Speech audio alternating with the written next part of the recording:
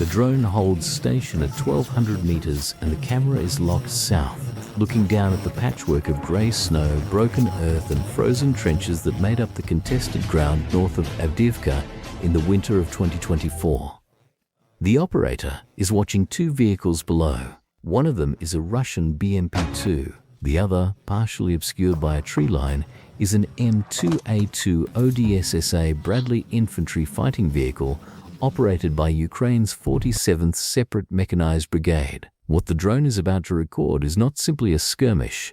It is the outcome of a design competition that began in the early 1970s when American engineers sat down with a classified dossier on Soviet armored doctrine and asked themselves a single question: how do you build a vehicle that can survive against that? The answer took a decade to produce.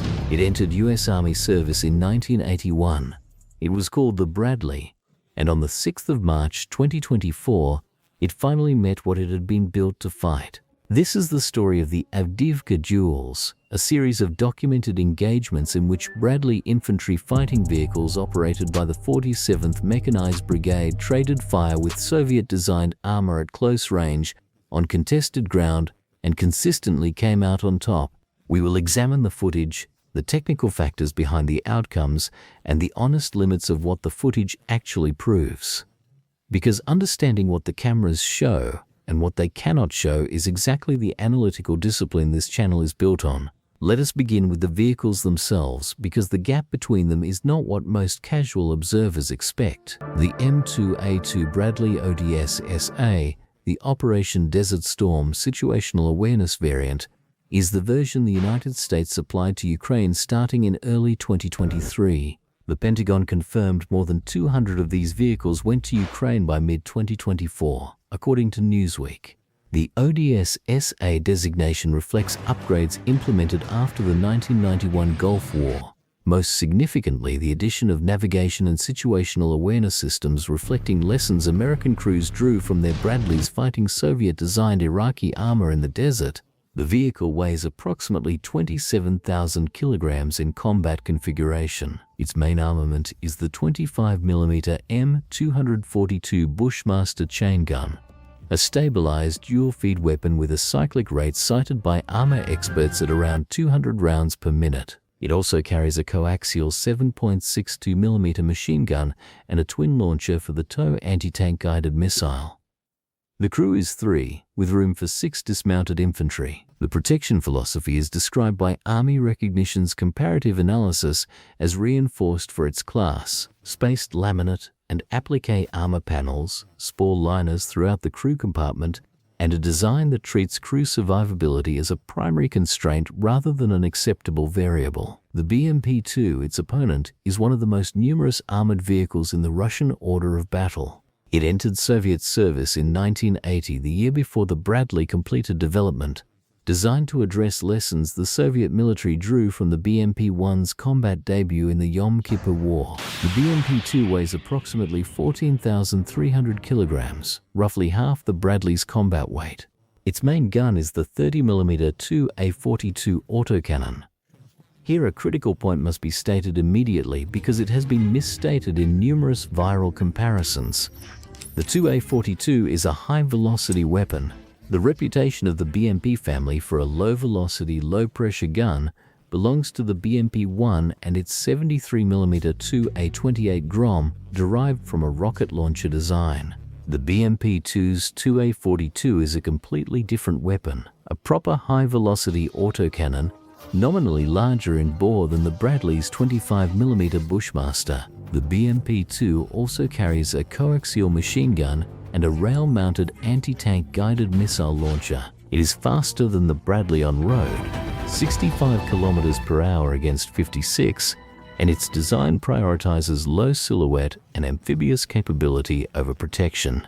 That caliber comparison, 25mm against 30mm, is worth dwelling on, because the entire popular framing of the Bradley outgunned the BMP-2 is backwards in the most literal sense. The BMP-2's cannon is bigger. What the Bradley had, and what every credible technical comparison published by Army Recognition, Newsweek, and the Warzone consistently documents, is an advantage in fire control, stabilization, thermal optics, ammunition type and crew survivability. The Bradley gunner can accurately engage targets while the vehicle is moving, using a stabilized sight that maintains the gun on target regardless of hull motion. The BMP-2's fire control, by contrast, is a generation behind by every published assessment.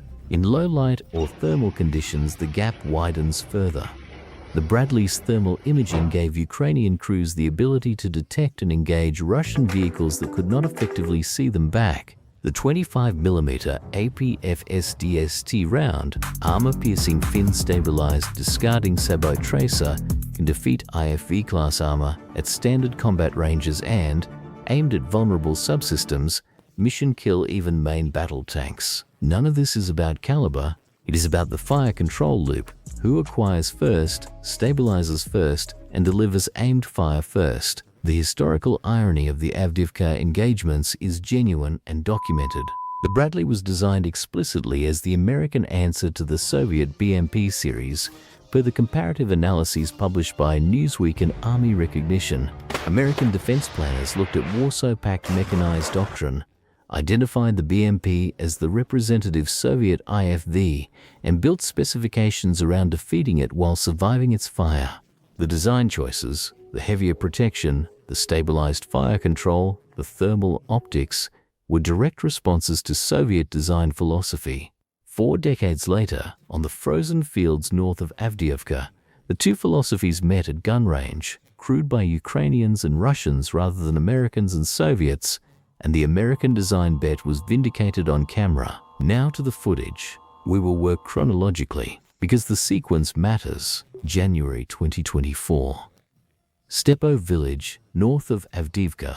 Drone footage reported on by the Warzone on the 18th of January 2024 showed a 47th Brigade Bradley engaging a Russian T-90M Proryv main battle tank at close range with 25mm fire. The T-90M is Russia's most modern production tank, roughly 3 times the Bradley's weight, armored frontally against a wide range of anti-tank threats. What the footage showed was a Bradley gunner walking 25mm strikes across the tank's optics and sensors, disabling its fire control, then targeting the rear hull. Armor experts consulted by the Warzone analyzed the engagement frame by frame and concluded that the gunner deliberately aimed at the weakest points of the T-90M's protection rather than attempting to penetrate its frontal armor. The tank's turret was left spinning uncontrolled. The crew abandoned the vehicle. An FPV drone finished the wreck. The experts attributed the outcome to 2 factors: the Bradley's stabilized fire control, which allowed precise engagement while moving, and a crew that, in the war zone sourcing, did not panic under fire and knew exactly what they were doing. An infantry fighting vehicle mission killing a main battle tank is an extraordinary outcome by any historical standard. This engagement established the Bradley's reputation in Ukraine and serves as the technical context for everything that followed in the Avdiivka sector. The 6th of March, 2024, near Avdiivka. This is the title engagement of this analysis. The direct Bradley versus BMP-2 gun duel that Army Recognition reported in March of 2024, citing drone footage published through the Ukrainian Front social media account. The footage showed a Ukrainian M2A2 ODS-SA Bradley engaging a Russian BMP-2 with multiple rounds from the M242 Bushmaster and leaving the BMP-2 destroyed. Army Recognition described the Bradley firing a series of shells from the autocannon. Here, the analytical discipline of this channel requires a direct statement of what the source itself acknowledged. Army Recognition, in the same report that documented the engagement, noted that the BMP-2 did not appear to be moving in the footage and that there were doubts about whether a crew was inside the vehicle at the time. The Bradley fired on and destroyed a Russian BMP-2 that is documented. Whether that BMP-2 was actively crewed and maneuvering or static and possibly abandoned is not confirmed by the footage. This matters for the analysis. A Bradley destroying a stationary target at chosen range against no return fire demonstrates the weapon's lethality against BMP-2 armor. It does not, on its own, demonstrate the outcome of a peer-on-peer gun duel between moving, alert, uncrewed vehicles. Army recognition was honest about the limits of the footage it reported. This narration carries that honesty forward, not to diminish the kill, but because the gap between what a camera records and what it proves is the precise thing that separates rigorous open-source analysis from propaganda. What does the March 6th footage prove? It proves the Bradley's autocannon lethal effect against BMP-2 armor at the depicted ranges. It proves Ukrainian crews of the 47th Brigade were employing the vehicle aggressively and effectively in the Avdiivka sector during this period. It does not, taken alone, prove a contested gunfight between two alert, maneuvering vehicles. The step of engagement with the T-90M is stronger evidentiary ground because in that case the tank was clearly operational and visibly capable of return fire. Both facts coexist in the honest record. Late April to early May 2024. The Solovyov area west of Avdiivka. This engagement is documented in detail by Newsweek and by Military, the Ukrainian defense news outlet, with the 47th Brigade's own footage posted to Telegram on the 2nd of May 2024. The brigade reported repelling a Russian mechanized assault of 7 armored vehicles, 2 tanks and 5 MTLBs, the MTLB being a Soviet-designed armored carrier used extensively as a troop mover and tractor by Russian forces throughout the war. According to Newsweek and Military, a Bradley of the 2nd Mechanized Battalion, operating under the crew callsign Kurt, engaged a Russian armored vehicle carrying infantry at point-blank range with the autocannon. The remaining damaged vehicles were finished by artillery and FPV drones working in combination with the Bradley. The 47th Brigade's own statement was direct. American equipment plays a very powerful role here. Newsweek noted, as it does consistently with such footage, that it could not independently verify the claims. Russian forces did not confirm individual losses. 2 things about the Solovyov engagement are analytically important. First, the kill credit was distributed. Bradley autocannon, artillery, and FPV drones in combination. The Bradley was the point of the spear in the initial close-range engagement, but the destruction of the assault was a combined arms outcome. Attributing all 7 vehicles solely to the Bradley would be inaccurate, and the brigade's own reporting does not claim it. Second, the tactical geometry. The 47th Brigade's Bradleys were in a defensive posture, engaging an assault from prepared or semi-prepared ground. This pattern recurs across the documented Avdiivka engagements, a stabilized, thermals-equipped vehicle engaging from cover against vehicles advancing into its sector. That tactical geometry was as important to the outcomes as the vehicle's technical specifications. The behavioral pattern beyond individual engagements is also documented. Newsweek reported in January 2024 that a 47th Brigade commander stated that Russian forces were, in the commander's own characterization, afraid to engage when they knew a Bradley would be opposing them. That attribution is one-sided and must be understood as coming from a Ukrainian officer, not from independent assessment. But it is consistent with the tactical behavior visible in footage from the sector during this period. Additional documented Bradley engagements in the area included a direct head-on duel between a Bradley and a Russian BTR armored personnel carrier, reported by Newsweek in May of 2024, which ended in the BTR's destruction. Now to the mechanism, why the Bradley consistently prevailed in these documented engagements. The answer is not a bigger gun. It never was. Factor 1 is fire control and stabilization. The Bradley fires accurately on the move with a stabilization system that keeps the gun indexed on target regardless of hull pitch and roll. At Stepov, armor experts explicitly credited this for the precision with which the gunner walked rounds onto the T-90M's optical and sensor systems. The BMP-2's fire control integrating the 2A42 with the gunner's sight is a generation older by every published analysis. Under equivalent conditions, moving vehicle, moving target, under fire, the Bradley is the more accurate system. Factor 2 is thermal optics. Thermal imaging detects heat signatures, vehicles, bodies, recently fired weapons, in conditions where standard optics see nothing. Ukrainian Bradley crews repeatedly cited thermals as a decisive sensor advantage in accounts reported by Newsweek. In the low light hours and under the smoke of an active engagement, a crew that can see clearly and a crew that is searching in thermal noise are not in an equal contest.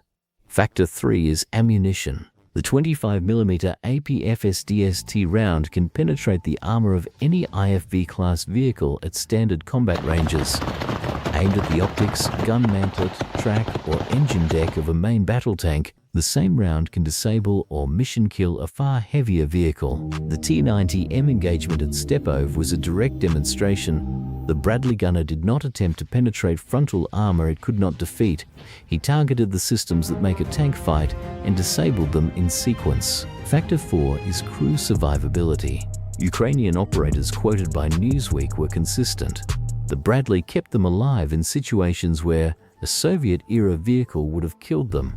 Spall liners, interior composite panels that arrest fragments before they ricochet through the crew compartment, and protected ammunition stowage are documented features of the Bradley's survivability design. The BMP-2's thin hull, optimized for weight and speed, provides little protection against 25mm and larger autocannon rounds at typical combat ranges. Factor 5 is tactics. The technical advantages of the Bradley only translate into decisive combat outcomes when the vehicle is employed correctly.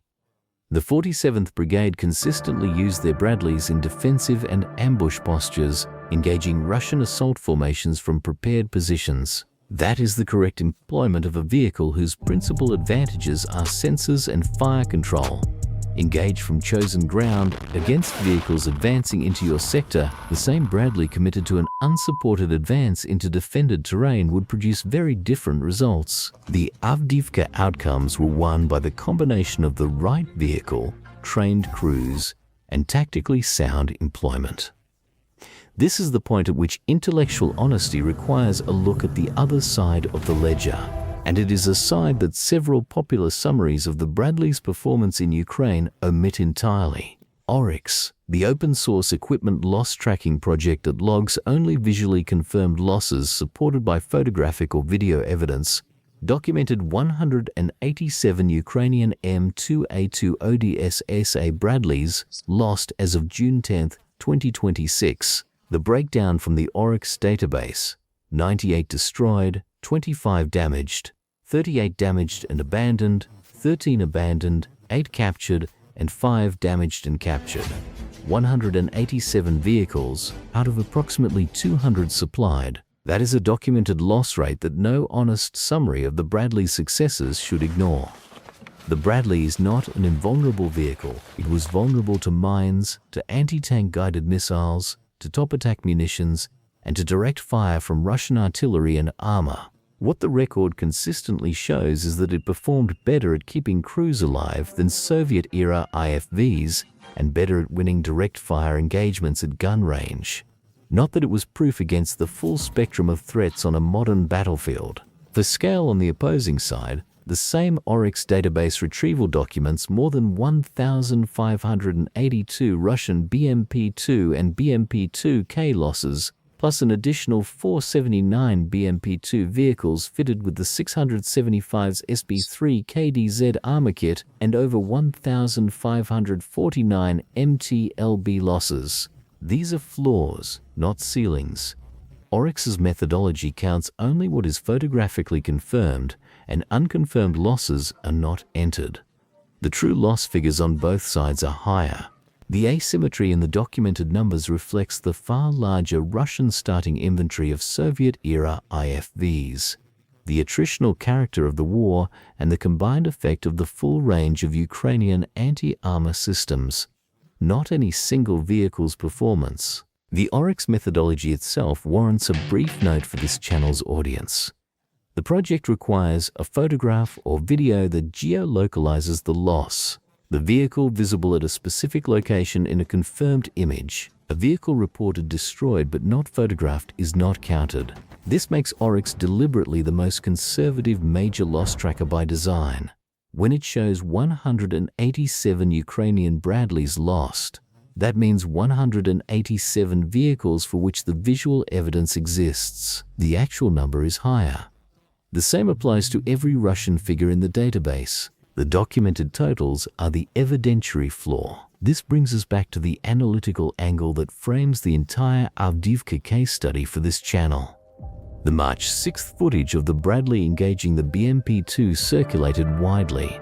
It was cited as validation of American equipment. It is genuine footage of a genuine engagement resulting in a confirmed BMP-2 kill. And Army recognition told its readers precisely what the footage suggested. The target may have been static, possibly without a crew. A viewer who watches only the clip and does not read the sourcing is missing the most important analytical moment in the story. Open source analysis earns its credibility precisely by carrying that honesty forward rather than discarding it for a cleaner narrative. The broader pattern that emerges from the Avdiivka sector is rarer and more valuable than any individual engagement clip. A coherent, attributed, multi-engagement case study of a single brigade operating a single vehicle type in a single operational sector across several months of intensive fighting. The same 47th Mechanized Brigade produced the Stepov T-90M footage, the March 6th BMP-2 footage, and the Solovyov convoy repulse footage. The consistency of the outcomes and the consistency of the cited mechanism, always fire control, thermal optics, crew protection and defensive employment, argues that what the cameras recorded was not luck. It was the systematic expression of design choices made 4 decades earlier. The Bradley was built around a theory of how armored warfare would unfold in Central Europe. High density, continuous, all-weather, day and night. The design answer was to prioritize sensors over raw armor, stabilized fire control over speed, and crew survivability over silhouette. The BMP-2 was built around a different theory, Soviet doctrine of continuous assault, mass, and exploitation, in which the number and speed of infantry carriers matter more than the fighting capability of any individual vehicle. Both theories were internally consistent expressions of the doctrines they served. In the attritional, largely static fighting around Avdiivka, contested urban and suburban ground rather than the mobile exploitation Soviet doctrine envisioned, the Bradley's design philosophy proved better matched to the actual conditions. The 47th Brigade's use of Bradleys in defensive ambush postures was not a compromise of the vehicle's design intent. It was the full expression of its core strengths applied to the tactical geometry the war actually presented. One element of the broader context deserves acknowledgement. Avdiivka itself fell to Russian forces in February 2024 after months of fighting in which both sides absorbed significant losses. The Bradleys of the 47th Brigade won the individual engagements documented in this analysis, while the larger battle moved in the other direction. The Bradleys' performance in direct-fire duels did not determine the strategic outcome at Avdiivka. Artillery volume, logistics, and numerical attrition did. What the Avdiivka engagements demonstrate is what the Bradley was specifically designed to do: fight and survive against Soviet-designed armor at gun range, and the degree to which that design philosophy was vindicated in a way that no peacetime evaluation could fully establish. The vehicle that American engineers conceived in the early 1970s as the explicit answer to the Soviet BMP finally met the BMP and its successors on frozen Ukrainian ground in 2024, crewed by people whose countries were never supposed to be fighting this war. The footage is public, the engagements are documented, the technical mechanism is attributable and clear, and the honest caveat that the March 6th target may have been static, that Solovyov kill credit was shared with artillery and drones, that 187 of these vehicles are confirmed as lost, is as much a part of the record as the burning BMP-2 and the spinning turret of the T-90M. That is what rigorous analysis of publicly documented combat looks like. Not the headline alone, not the clip in isolation, the full ledger on both sides.